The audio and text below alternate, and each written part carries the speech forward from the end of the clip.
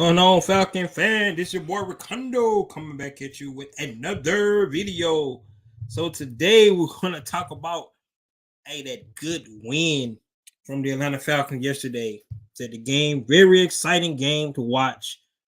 Frustrating a little bit because the way it started off, but I can tell you I love the Falcons' resiliency and how they was able to actually get the W, how they were actually able to tie the game up before the half.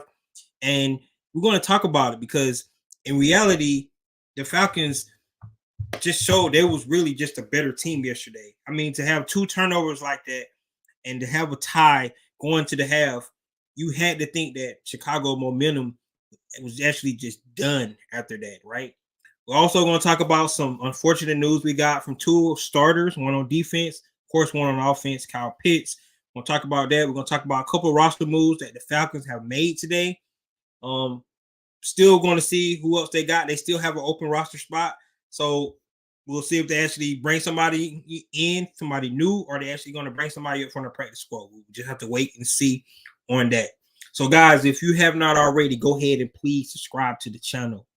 Please hit a notification bell so you know when I drop another video. Please hit the like button so I know you guys are here to talk about. Then please share my video throughout the YouTube universe so more people can come in and hear me talk about these Atlanta Falcons. What's going on, Kevin? So, like I said, we're going to talk about the injury report first. Like I said, bad news for us, guys. Of course, we know Kyle Pitts is put on the injury reserves, him and Taquan Graham, which means they have to be out at least 4 weeks, right?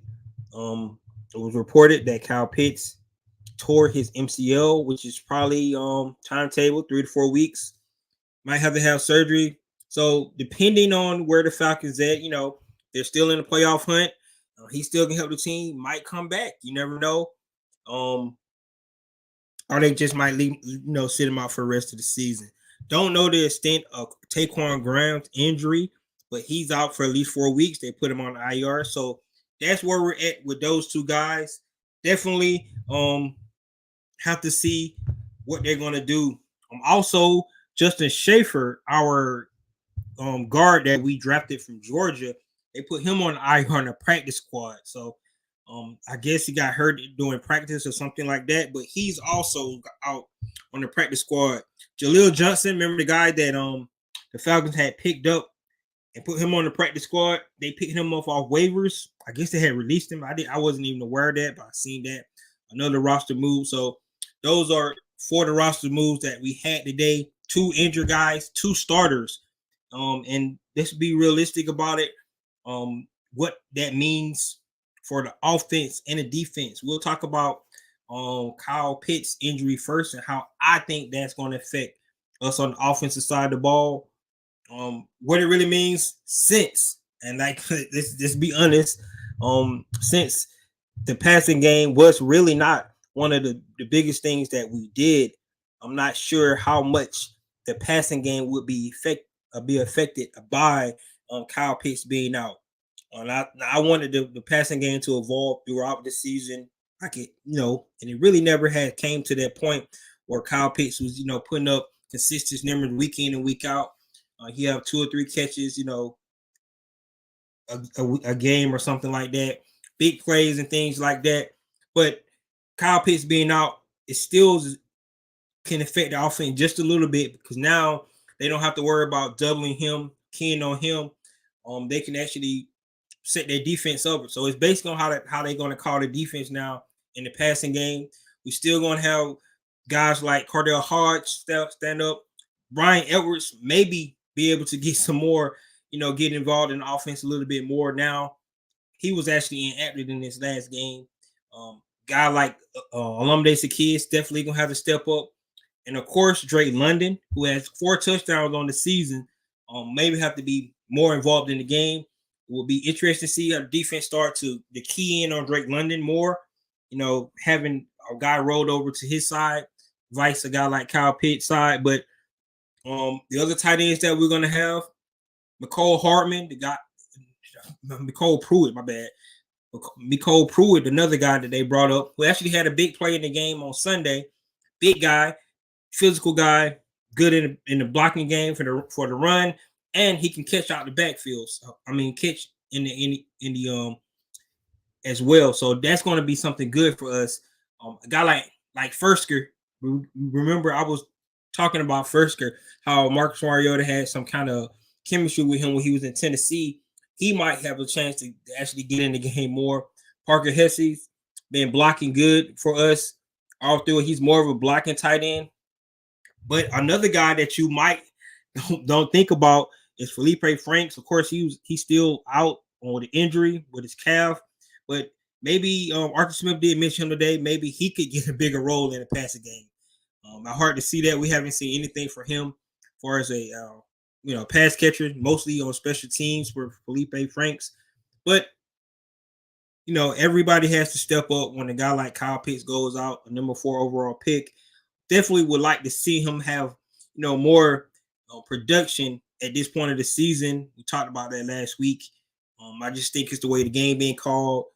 I don't know how much belief the coach will have in Marcus Mariota to be able to throw the ball. He only threw for 131 yards in this game. So, but from an offensive standpoint, Kyle Pitts, I still think it's going to be an issue. But I think the way this team is being led this year by the running game and how physical these guys are, I don't think it'll be such a big deal to the point where the Falcons can't do some of the things they've been doing all week long.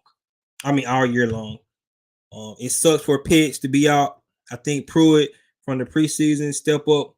Yes, he's gonna have to step up. Like I said, Fursker, he had a pretty good preseason as well. I was kind of surprised that he did not make the roster at the beginning of the season. He's still on the practice squad, but I was kind of surprised Fursker didn't make it. But like I said, a guy who's been in the league, really good possession tight end, can come in, get you first downs here and there. Reliable pass catcher. So between those guys, somebody's going to be able to fill in that role for Kyle Pitts. Won't be able to do some of the things he do, spread out, wide out there, and they have to commit a corner or safety to him.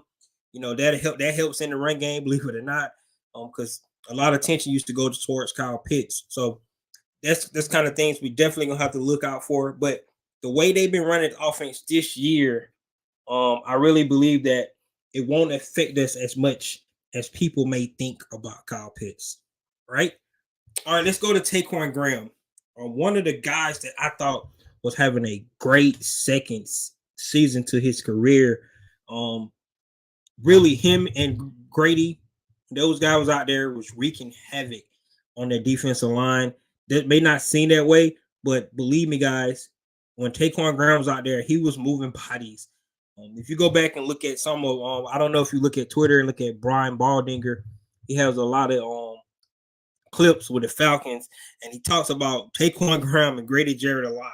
Taquan Graham is guy don't shows up on the stat sheet a lot, but the way he actually keeps those linemen off his linebackers to make plays was just really outstanding. So I really believe that Taquan Graham injury could be a bigger hit to this team, believe it or not, than Kyle Pitts, because we was already thin on the defensive line. Now the fact that Taquan Graham is going to be out, don't get me wrong, I thought Abdul Anderson came in, Timothy Horn, Jalen Dalton, all those guys came in and filled in, admirably for Taquan Graham when he went out. But from a long period of time, maybe the Falcons look in a different direction to see what we're going to be able to get. Like I said, they do have an open roster spot, so maybe they add somebody. We don't know, but we'll just have to see. But it's going to be by committee now. Grady's out there again by himself.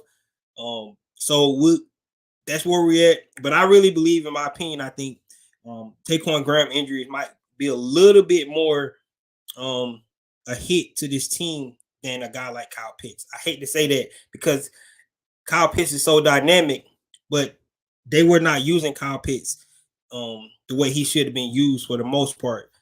So that's why I'm saying that. Not because Kyle Pitts is not a good player or anything like that. Of course, Kyle Pitts is all world. We know that. Made the Pro Bowl last year, first season. holds the rookie receiving record for the Atlanta Falcons. So definitely Kyle Pitts is going to be missed. But the way they were utilizing him, the way we was not able to get him the ball as much as we would, that we could from a standpoint, I feel like Taquan Graham injury is probably more of an issue now than Kyle Pitts. They didn't lose much beat when Taquan Graham. They did not. I agree with you 100%. They actually the adjustment they made coming out in the second half. You got to remember Justin Fields ran for like 70 something yards in the first half, and he only had 12 in the second half. So the adjustment they made, and really what they did, guys, was really simple. They stopped freaking rushing and blitzing. They only rushed 4, stay in their lanes, and made him be a passer. That's one of my keys to victory, by the way. Make Justin Fields beat you in the passing game. He still has, some growing to do in that area. He's a dynamic player. Has some great plays out there, off schedule plays that he made. But when you make him a passer, keep him in that pocket. That's when the issues start to come about for Justin Fields. He's not quite there yet as a passer, and you can tell because and it could be a whole plethora of things in his going against him. His offensive line could not be that good. Still need some pass catchers out there to help him out as well. But for the most part, what we did in the second half is to not just go upfield and let him get out those back lanes. We kind of stayed in our lanes, rushed 4 more, played zone to keep our eyes on him, not playing man. That helped out as well. It gave us some yards, in the zone, some of those short passes that he connected on. But I figured that Dean Pease would rather give up that than to give up those explosive runs by turning our back on him, playing man to man while guys going down the field and he come out on the backside and get those explosive runs. Like I said, 70-some yards in the first half, and then turn around and only 12 rushing in the second half. And he was taking some hits. He was taking a lot of punishment as well. So those are the kind of things that you like to see from the defense. But to your point, I agree. The defensive line played well, even when Taquan Graham went down. All right, let's really get into the game itself yesterday. We'll just talk about the first half. I'm gonna do it this one. I usually do offense, defense, but today I'm gonna just switch it up. I'm gonna do the first half and then the second half because I really believe that this game really was a tale of two halves for us. Instead of offense, defense, we're gonna do the two halves. Anthony, what up? Racondo, rise up. Good win this weekend. So glad it was great. Yes, happy birthday, by the way, belated birthday, man. I'm glad they got a win too. Hey, the Falcons don't never make it easy though, right? That's why you go to the game, you can't leave till all zeros on the board. So you hope Pitts ain't out for the season. Well, at least he's out for at least 4 weeks. We'll just have to see what happens, guys. If he don't have to have surgery, he definitely could be back after those 4 weeks. He's on the IR, got to be out at least 4 weeks. We'll see if he has surgery. More than likely, he might be out longer. We'll just have to see. But it really going to depends on the Falcons and how their season is going, right? Because if they don't have a chance to make the playoffs, I would say it's no reason to bring Kyle Pitts back anyway. Just let him sit out, get 100%, and then bring it back. All right, so like I said, let's talk about that first half first, right? The first drive was outstanding by the Atlanta Falcons. Came down, put 7 points on the board. Just what you wanted. Start fast. That's one of the things we want to do. Not a whole lot of passing, a lot of running. He made some good throws in that drive. I could definitely say that about Marcus Mariota. He made some good, confident throws he made. And that first drive was just outstanding for us, right? That was awesome, right? We kicked the ball off to them. First team, special teams, we give up a 50-yard return. So they get the ball halfway, and then they put 7 points on the boards themselves. I felt like it could have been a pick play in a way because the offer got hit off the spot. Guy ended up wide open in the end zone. But if you look at it, it could have been it was a good pick play that did not get called, in my opinion, for that first touchdown. So 7-7, right? Kick the ball back off to us. And then Avery Williams fumbled the ball. Right. So, like I said, start the snowball for us. Avery Williams, we give a touchdown. Avery Williams fumbles the ball, but we hold them to no points on their drive. That's a big point. That's a big key to making that first half. So even though it was a fumble, we lost a possession though. So that's one of the things. Because initially I said that I thought we was going to have about 7 possessions each half. And it looked like we only had like 3 in that first half, guys. It was really bad because of the mishaps we had. But that took a possession away from us. However, we was able to actually knock those guys out of field goal range, and they was not able to get any points off the Avery Williams turnover. So that was a big play for our defense. Let's see what we got here. I might go to the game. Talking about the Steelers game.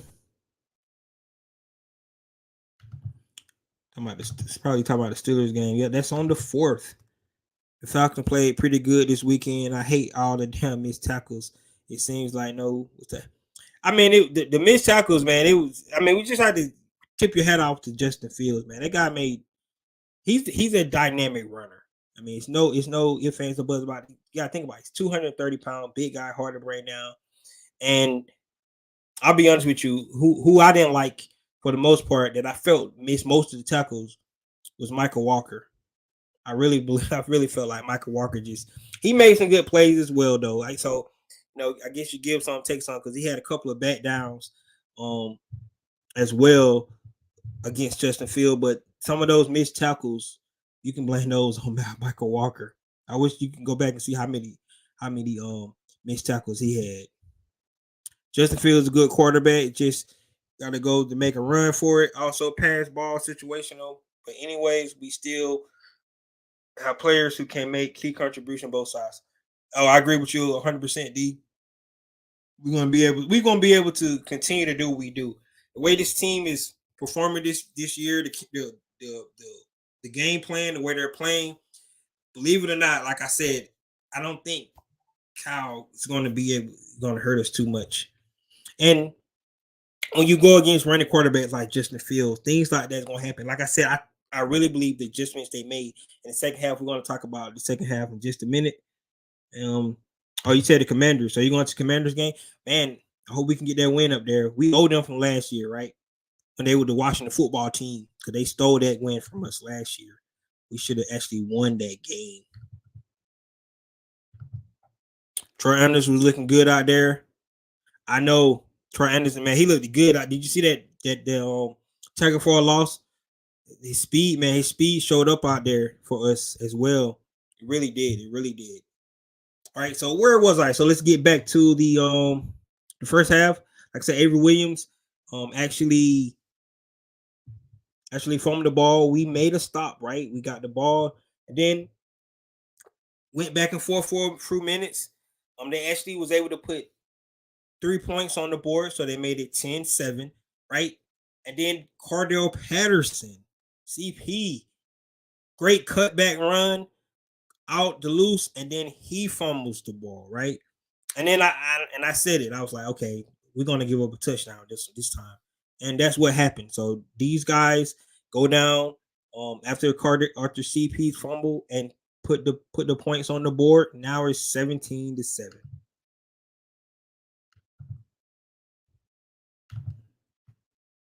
Yep. And now it's 17-7, right? Feels exciting, but not long-term quarterback. He's gonna wind up being yes. Yeah, I agree with you. I'm gonna tell you somebody else. Josh Allen need to watch out too, because he takes a lot of hits as well. Those quarterbacks, they think they just gonna go up and try to run over guys, and they're big guys, but man, all those hits on your shoulders and things like that's what happened to Cam Newton. It's a great example. Justin Fields holding his left shoulder yesterday. Um, it's a great example of the fact where um all those hits because you run the ball because like Archie Smith said, you pull it down, you're a running back now. You're not a quarterback anymore. So those are the things you got to consider when you have a running quarterback like that. Right. So once CP fumbled the ball, right, guys, I'll be honest with you, I thought that we was in dire straits. Um, I thought it was. I said, "Oh man, it's gonna be a long day." But then you got to tip your hat off to Cordell Patterson and their entire um, kick return team in a whole, right? Because CP mentioned it, he wants to get some get back from that, and I can tell you, man, that's the way you respond after you make a mistake in a game. That's why he's one of the leaders of the team, a veteran guy, to come out and literally turn the whole game around. That return that he made, I mean, it means so much. First of all, he breaks the kickoff return record. He put us back in the game, um, make it 10, make it 14, 17 there. And I really believe that play turned the whole game around. I really do believe that. Because right after that, right, they get the ball back. We make a stop. We get in our 2-minute offense. And I tell you guys, Arthur Smith is starting to be really great play caller at the end of halves. He really is. I mean, situational football. This is one of the things that when we talked about Dan Quinn was so bad at. He was so bad at situational football and in the games, in the halves. Arthur Smith is starting to become one of the best guys at the end of the half, especially, I mean, just put in perspective.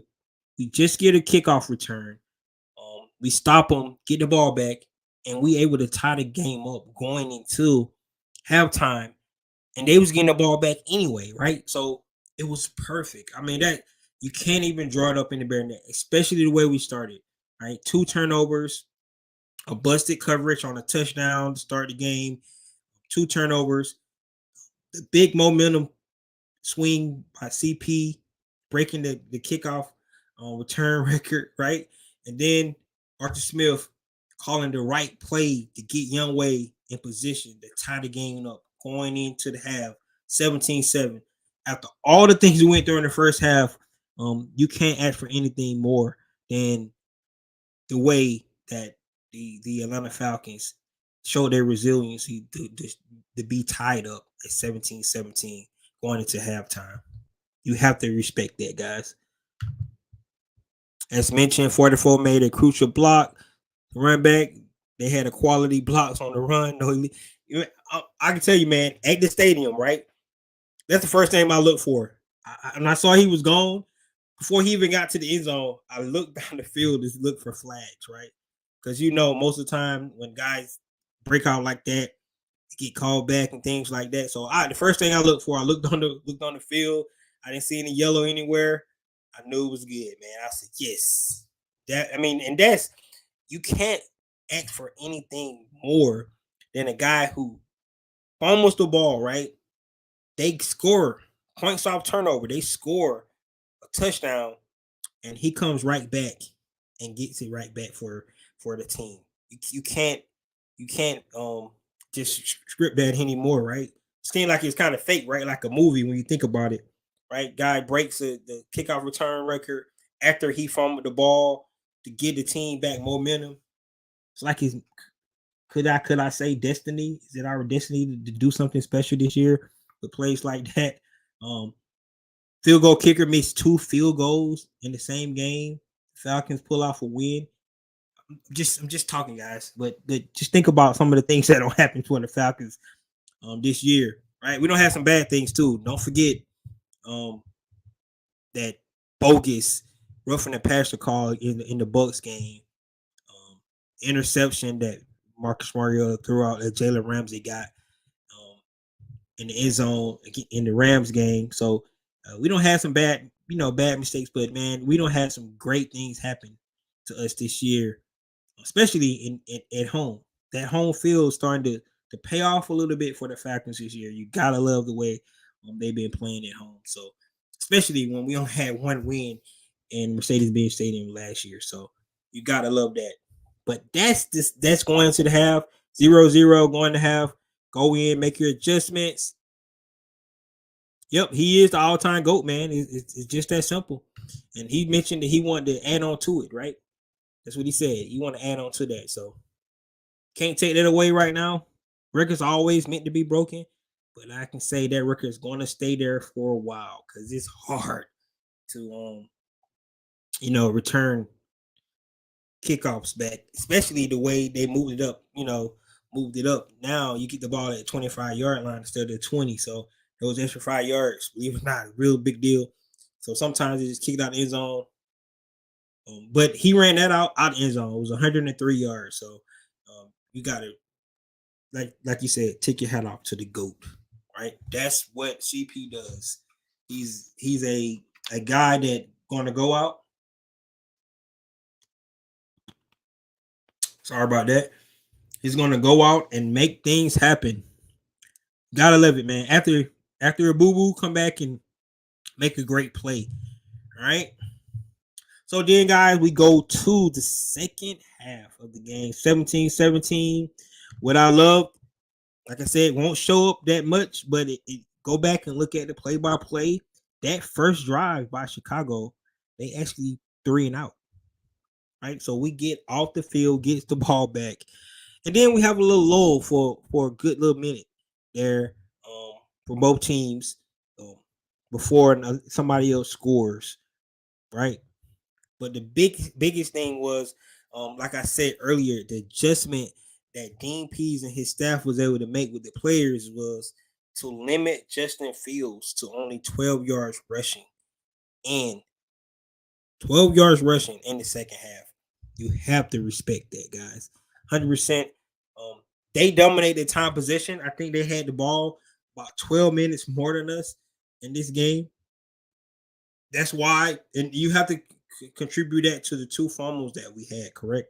So we gave up 2 possessions in that first half. So they had the ball long time in the first half, just holding the 17 points. You have to tip your hats off to the defense as well. Team, one of the best rushing teams in NFL, come in and we was able to put a halt to that basically in the second half, right? Those guys are a worse passing team than the Atlanta Falcons, believe it or not. So we wanted to make Justin Fields be a passer. That's where we wanted to put him into that spot where he had to actually pass the ball down the field. He had some throws. He had some guys open on some plays, and on numerous of times I felt like he just could not connect on those plays. So because he's still learning, guys. That's why. So I guess one thing we can say, we can kill the narrative that the Falcons passed up on Justin Fields to get Kyle Pitts, because in my opinion, I didn't see anything yesterday to say that that was a bad choice. You see the potential in young Justin Fields. He's going to be a serviceable player. Like somebody said earlier, maybe not long term. If you don't know how to pass the ball, you got to have a passing game, guys. This is just honestly opinion. You can't pass the ball, you won't last long in the NFL. That's just spot on. You have to be somewhat serviceable in the passing game if you're going to last as a dynamic quarterback like Justin Fields has potential to be. But look at Lamar Jackson, still not a prolific passer, but passes just enough, to be one of the winningest young quarterbacks in history of the NFL. That guy's got a good win percentage as a starter. So you can win, but you have to be able to pass the ball a little bit. And averaging 128 yards a game in the passing game for Chicago, it's not going to get it. Won't get it for Atlanta either, right? We got to do better as well. So Here Anthony says, yeah, them fumbles was hurting, but we came up clutch. Yeah, we did, man. Like I said, in my opinion, just to say this, I really believe that Atlanta showed that they were the better team. I mean, um, at least the better coach team. I just put it in that perspective. I mean, two turnovers. You turn the ball over two times, um, and they came away with um, I think 7 points off the two turnovers. The one that Avery had, definitely they did not get any points off that. Of course, the one CP had, it came away with a touchdown. Biggest thing was they took away possession from us. Even though if you don't get points, you still take possession away from the opposing team offense. So that's what happened. That's why the time possession was the way it was yesterday. But to your point, the Falcons came up big. You gotta love the way they played, the way this team has played like this throughout the season. And that's some of the things that you gotta love about this team. So I'm gonna go over the box score just real quick to talk about. Like I said, the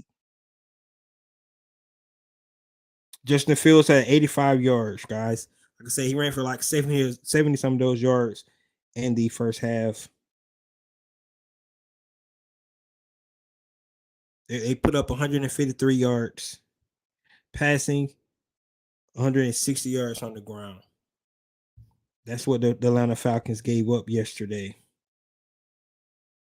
Justin Field was sacked 4 times in the game, which is um, the highest the Falcons have had this season for sacks. So you have to see the game plan that Dean Pease, employed in this game worked. It worked, especially in that second half. It really did. Getting 4 sacks. Tip your hat off to Armor Evan Katie. Got his first sack of the season. Probably could have had more. Just breakdown. He was there. Couple of more times. Could have had like 3 sacks in this game. Of course, you got to tip your hat out to Justin Fields for his, athleticism and his playmaking ability because he got out a couple of sacks in that game. But you gotta tip your hat with Army of Katie. He was all over the field. Archie Smith said they actually gave him the game ball yesterday. You really have to like that. He played well yesterday, so I will tip my hats off to the defense yesterday. Marcus Mariota threw for 131 yards, quarterback rating of 100.2. Right, like I said, that's who he is, man. Solid, don't make any mistakes. Um, Run the ball the way we have to do it and do the things we got to do. So you just gotta like it. 131-yard passing, rushing yards, 149 rushing yards. So a little bit on our average, but we'll take it, right? Um, like I said, limit some of the possessions we had because of the turnovers. I think we would have been right on our average. I think we made just enough plays on offense to do the things we do. The biggest thing is the situations, right? The situational football, which, like I said, you can see Arthur Smith starting to get better and better with his play calling in those situations. See Dean Pease calling up the right defenses, right? The third time this season, the Falcons have ended the game on an interception. All right. Richie Grant, D. Alford, and now Jalen Hawkins, right? Third time we don't end the game on an interception, right? Um, I mean, the defense been stepping up this year, and big moments in the fourth quarter. And I can honestly say I don't remember this many times that our defense has actually um, won the game for us at the end. Of course, you got to have more points than the other team, but when you put your defense back out there, in years past, if that happened, the Falcons was going to end up losing a lot of those games. But this year, we can just go off three. D. Alford, get him an interception, ends the game. Um, Richard Grant ends the game. Yesterday, Jalen Hawkins ends the game, right? Got to take your head off to those players and those plays made. The sacks by Grady Jarrett, big, huge plays. Those are the things that you gotta love, and you have to appreciate the way this young defense, because they are young, stepping up and doing the things that they are doing. Still a lot of things to work on, but good solid win yesterday. When they said that in several games we have stopped them first drive after the half. This is a real adjustment being made.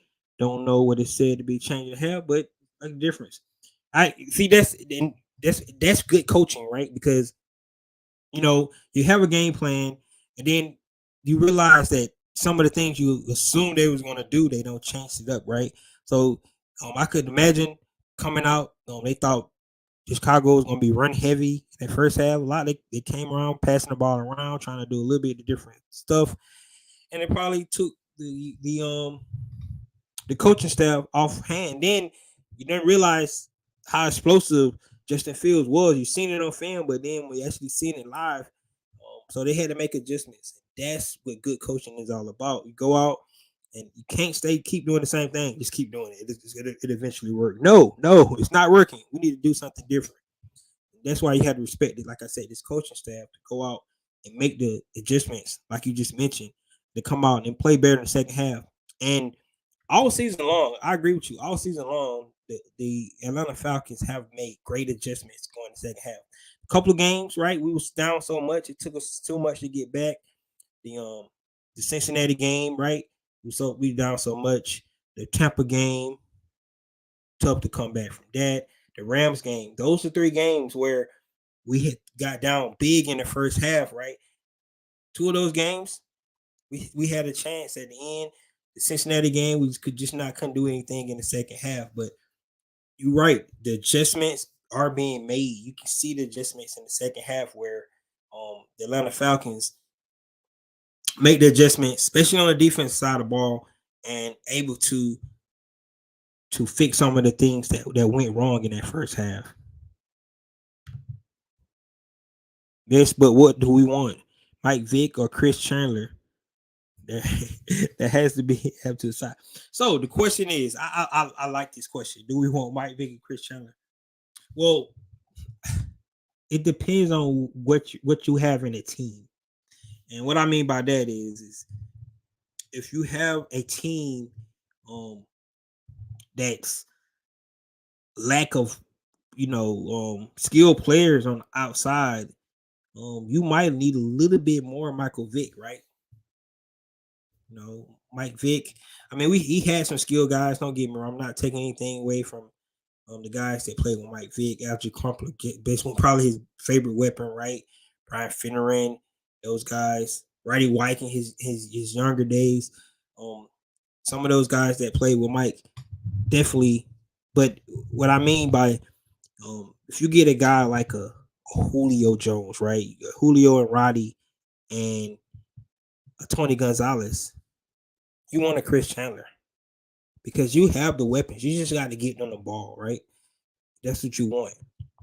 Now the game has changed, and you want a little bit of mobility, right? So you don't want a. That's why they had to do away with Matty Ice, right? Because I can tell you now, if Matty Ice was back there, we probably have been sacked so many times. I agree with that. Offensive line still is a work in progress, right? But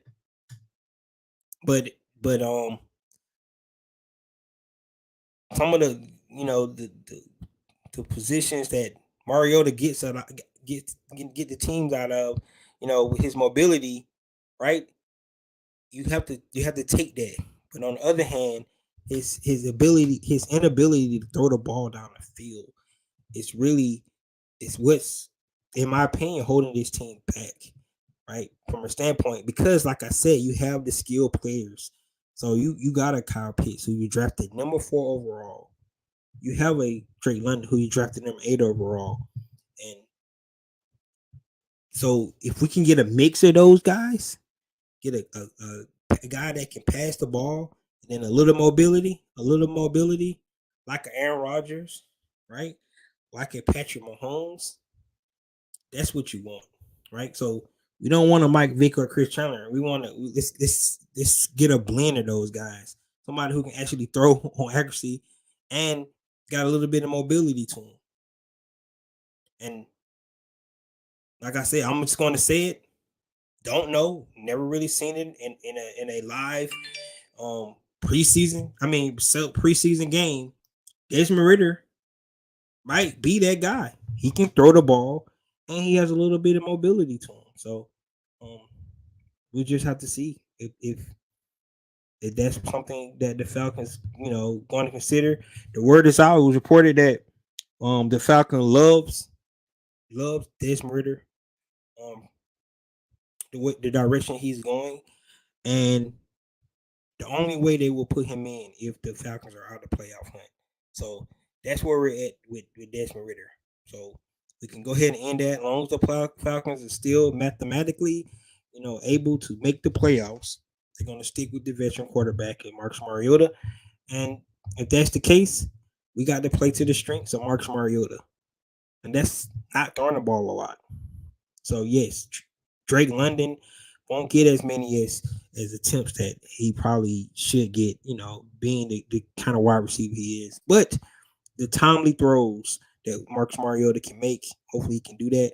And I think, not having Kyle Pitts in, just so crazy to say, um, might take a little pressure off Marcus Mariota now, because he don't have to try to get the ball to somebody who's so dynamic like Kyle Pitts. He don't have that pressure on his back. Like, I got to get Pitts the ball.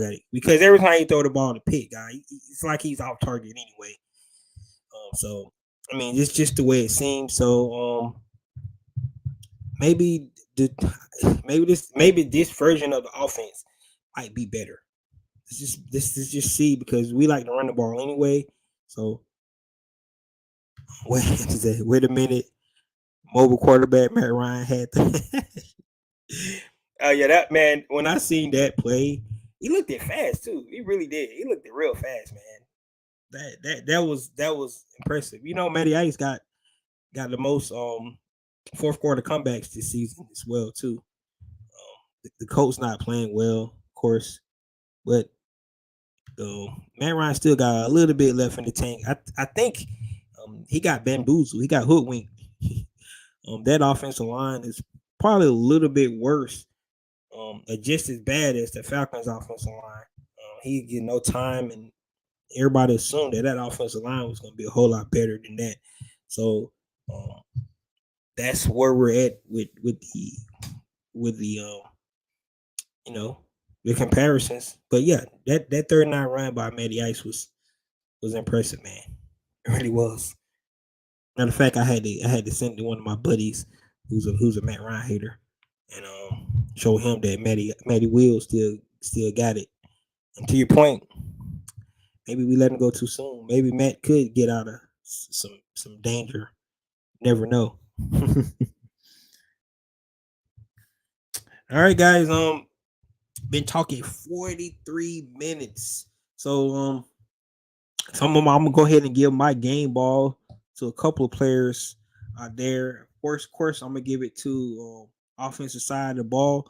I'm gonna go ahead and give it to our offensive line this week. The way that the biggest play, and I'm just gonna go to one play, to be honest with you. The fourth down that we had to have in the fourth quarter to put Young Way in the spot. I thought sure we was gonna get stopped on that play, because the third down, let's just talk about third down, we got blown up, right? And they got in the backfield and they stopped us. And I really thought they was gonna do the quarterback sneak there, but they decided to, try to run it outside. Arthur Smith tried to explain himself, but it got blown up. Then come back on fourth down, get a ball to CP right up the middle. Nathan Floyd giving it to Patterson. I ain't gonna argue with that. I mean, I thought that was the obvious, guys, to get a game ball to CP, because I think that kickoff return, right, probably changed the whole game. But let's be honest, his fumble, which kind of put the game into where it had to be changed anyway. So, but definitely CP is definitely a guy that you can definitely pick. But I'm just going to offensive line. Thought the offensive line played well enough as a whole to get us to where we need to be. And on the defensive side, A couple of guys I want to just shout out. Of course, Troy Anderson, the way he played, just the more he learned, the pro game, the more and more impressive he's going to be. That was a huge play he made that lost a yard. Justin Fields on a and that was a run. It was not a scramble. That was an actual run by Justin Field, and Troy Anderson hawking him down, tackle for a loss. Right. Um, you got to take your hat off to Armor Educated, who actually got the game ball from the team yesterday. His relentlessness trying to get to Justin Fields. Um, Rizzo Carter was there in that backfield a lot. That defense played well yesterday. Considering you have to play with a guy who's going to be running all over the field like that. We got one more dynamic guy who's not that elusive. He's more of a straight head, make you miss guy, which is Lamar Jackson. We play him on Christmas Eve, but um, and then we're going to talk about Taylor Heineke. So definitely come back on Wednesday when I do my keys to victory. We'll talk about the Washington Commanders, and we'll talk about how to not let Taylor Heineke do what he did to us last year as well, because that's one of the big things. So those are my guys, my players of the game. Of course, you can get the CP. I'm going offensive line, which is a shocker, and I'm going with just a rookie class, man. Those rookies, man. Those guys played out balls out. Armor Evan Katie, Troy Anderson. Those guys starting to show why they was drafted. 2 second-round picks, and we're gonna start. They might have to go ahead and start looking at Terry Fontenot as executive of the year or something like that, man, because he has hit on some of his picks so far. Um, Between Drake London, Armor Evan Katie, Troy Anderson, Tyler Algier. I mean, that's this year's draft class. When can you say you hit on all four, or you're like your first 4 picks in the draft? I mean, then you go to last year, look at Kyle Pitts, Richie Grant. Guys, I mean, this is impressive first 2 years for picking guys and from a draft class and letting these guys show what they got. Right. Then don't forget about the scouting, the pro scouting guys to go out and get the undrafted guys. I think D Offers got a place there. Somebody like that. You bring in Lorenzo Carter. So these guys are putting a great team together. With the money they had, let's think about it, guys. We got the largest dead cap hit in NFL history. They was able to go out and find these guys and put a competitive team on the field. So I'm just saying maybe they might need to start looking at Terry Fontenot and and that football staff, what Arthur Smith like to call them, to do that to the good thing. Kevin said CP the GOAT. That's right. He the GOAT kickoff guy, man. That's who he said he gonna add to it as well. Troy knows open field tackles getting better. Yes, man. Oh, I'm telling you, AK was all over the field, man. Both of those guys played great. They're 2 rookies. They're gonna get better too, because once they learn the game, and let's think about this. We're going into week 12. How many college games, guys usually play? So they're starting to get to that point where they don't play, they never played this much football in their lives, right? And they still look fresh. They still look fresh. That's what you gotta love. That's what you gotta love. Um, that kickout return changed the whole mood of the game. You could see Chicago players' faces. Yeah, man, it really did. It really did. It really did. The crazy thing about it, he got 9 returns for a touchdown, and 3 of them against Chicago Bears. I guess when he see those guys, he just like to eat them up. Speaking of the O line, is Caleb McGarry really good enough for a new contract?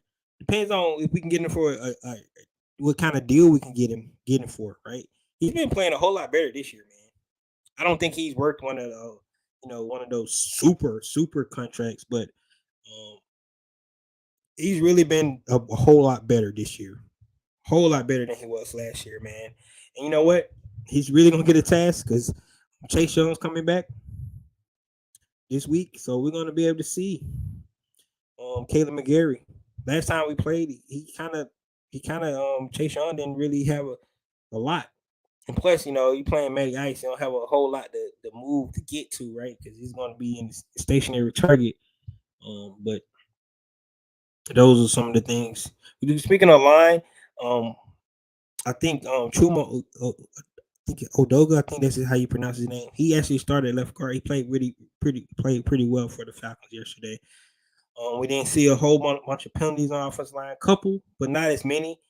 So somebody really filling in for the offensive line. Remember, we on our third string left guard right now. Um, so you gotta tip your head off to. That's why I'm tipping my head out to the O line this week. Um, Terry took shit sandwich that was being served for years, went out, switched to peanut butter and chili. Yeah, man, you just wait. You got money now, right? Got money, right? I agree with you 100%, man. He was able to, get these 1 year deals. Guys like Lorenzo Carter, right? Guys like CP. Everybody forgot about Carter Patterson, right? The way the Falcons using him, never been used like this in his entire career, right? Um, Casey Hayward, right? Getting that guy, he'll be back next year, right? You know that. Now the problem is, this is where when you hit on all these draft picks, you have to be strategic in who you're going to decide to keep, right? Because like I just mentioned, the 4 guys we picked this year, right? Then you got AJ Terrell, you got Kyle Pitts, you got Christian Lindstrom, right? It's a lot of guys you have to end up paying eventually. That's why, but the biggest hit will be that quarterback position, right? That's why you build your team up now, right? While you still have a young quarterback that's not, because quarterback takes up most of the team's salary. So once you build your team up, then you can try to get that quarterback. And the quarterback, if you got a good young quarterback, you don't have to pay him for a couple of years. So your team will be set, it'll be solid, and then you build the culture. Then hopefully you can get to the point where a guy like get to a place like New England, you have the culture built, and you can just plug and play guys in because your culture is already set.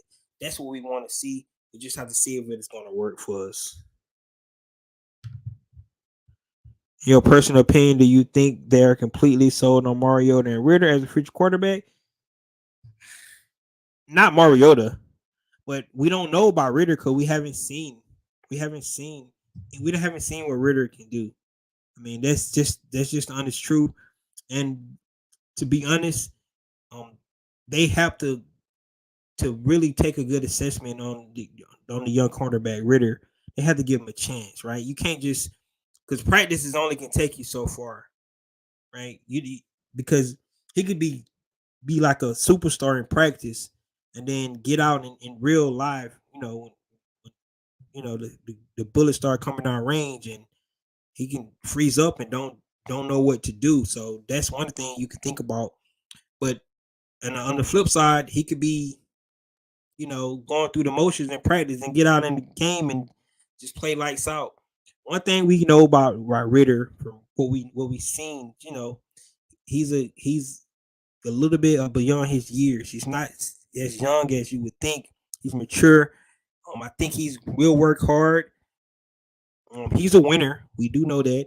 That's all he did when he was in Cincinnati. So, but until they get the opportunity to see what he has, I know that they don't see Mariota as the future. But right now, the word's still out on Ritter, and it depends on how this season goes. Like I said, the Falcons stay in the playoff hunt. We might not see Ritter this season, and that's really what it boils down to. Anthony says it. He agreed with me. Ritter is a possibility, but we don't know. We have to wait and see what they think about Ritter. I can tell you this, because and it's my philosophy. Definitely could be wrong, because you never know about players and things like that, because it's really hit or miss when you drafting the guy. But college quarterbacks are one of the hardest positions to project on, because you don't really know, right? Everybody's so enamored by CJ Stroud and Bryce Young and all these guys, but you don't really know how they're gonna translate. You just don't know, right? So you taking a gamble either way. That's why picking Desmond Ritter third round, you have nothing to lose, right? it wasn't a high draft pick. If they wanted to go out and get another quarterback, they definitely could. It's not like where you drafted in the first round and you got the plan right away because you got all this invested in him. Not saying they don't have anything invested in Desmond Ritter, but it's just a lower choice that they have to to evaluate because he's just a third round pick. So that's how you have to look at it. But quarterbacks are hit and miss, man. It really is. And I can tell you this, what I do believe. Name a Ohio State quarterback that has came out that's been great in the NFL. So that's where it really boils down to. And he said, but if we stuck with the play Mariota pennies on the dollar and we build a stronger defense, we can. That's what I'm saying, man. But we can play Ritter. Ritter probably even cheaper than Mariota. That's my point. So right now we're in a sweet spot. If one of these guys, if we can be solid with Mariota or even better with Ritter, that's a sweet spot. We don't have to worry about a quarterback. We can build the defense up. That's what we want to do. I agree with you 100%. Depending on the draft position, we end up just wondering if they're looking at a quarterback in this draft. They could. We don't know. What's up, Millie Mills? We don't know if they're going to look at a quarterback. And I would say no. I would say no. In my opinion, they got Mariota for another year on his contract. But like I said, you just have to give the young quarterback Ritter an opportunity to show that he could actually, pass or fail. Really, you have to give him a chance. All the other young quarterbacks got a chance. We've seen um, the young guy from Tennessee ain't ready yet, right? Malik Willis is not ready yet. We seen that, right? Can't even pass the ball. Pickett, it seems like he's out there learning on the fly. Growing pains is out there for Kenny Pickett. He's learning. That's what he's doing, right? And we seen Trevor Lawrence still struggling a little bit, right? Justin Field, we seen him yesterday, and then you got the kid out of the Jets. Just said that he felt like scoring 3 points was enough yesterday. So he don't feel bad that he can score more points when his defense only gave up 3 points in the game. So, you know, that's why I said here to miss. They spent a lot of money. They spent a lot of, capital on the draft picks on the guy. Look at Trey Lance. We don't know about Trey Lance yet. He got hurt. So those are the kind of things when you gamble like that, especially you gamble your future picks and things like that, especially on the quarterback, and you got to play them right away and they don't hit. It pushes you back, in my opinion, either further down the line. That's why the Falcons are in a sweet spot because if Desmond Ritter can hit at a third round pick, um, that's really awesome because you don't have to pay him for another 3 years and you can build a team up around him until that time.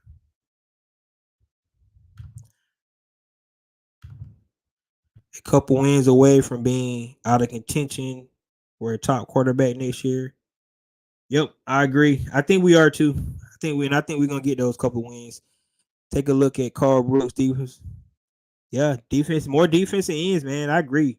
The more the merrier. We probably gonna be out because I would love Jalen Carter too from the Dogs. But we probably be out their stakes too because he's probably gonna go too high. If anything, Ritter would be a nice backup because he knows the system. Still a rookie in contract. Yes, I agree with that. I mean, I know that we're doing our homework on them. They can maybe look one. Of course, they're looking, man. Like I said, I think we got a good um staff for us drafting and pro scouts. I think both of them are really good. Just look at the talent they don't found so far.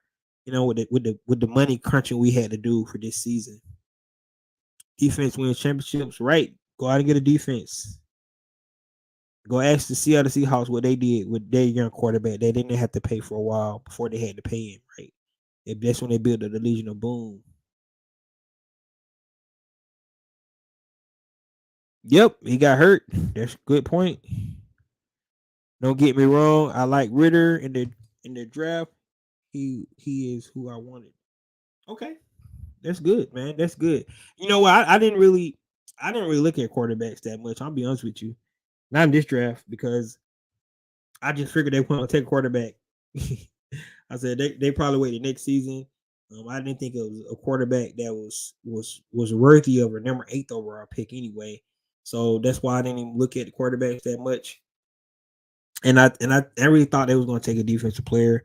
They kind of surprised me when they took Drake London, but that was a great pick. And now going back and looking at it, and able to get Armor Katie in the second round, then get Troy Anderson. Like I said, they hit on a lot of their picks. Definitely could have went in different directions. Could have boosted up the defensive line first, but going out and get the receiver that they wanted, then coming back and get the pass rusher that had first round projections and Armor Ebiketie, and then getting a linebacker to replace the Jones because I think they figured that he wasn't a long term plan for them. So those are the things that you definitely gotta love from this regime. He said, I think it's a great idea to let Ritter sit for a year. They did it with Patrick Mahomes. Yep. And you're correct. You're correct, man. Like I said, trust me, as long as they're winning, that's the playing plan anyway. So he's not coming in as long as they're winning games. And I would rather for us to win games than see Ritter play. I'll just be honest with you. We winning, let him sit. But if we're not winning, let him play. That's just the way I feel about it. Christian Gonzalez, cornerback out of Oregon. We could use him. I'll be honest with you. I haven't started looking at any of the draft class yet. Definitely have not been looking at the draft class yet because I'm so in this playoff hunt with the team. So, but soon as we mathematically out of it, I'll start definitely looking to see where we can actually build on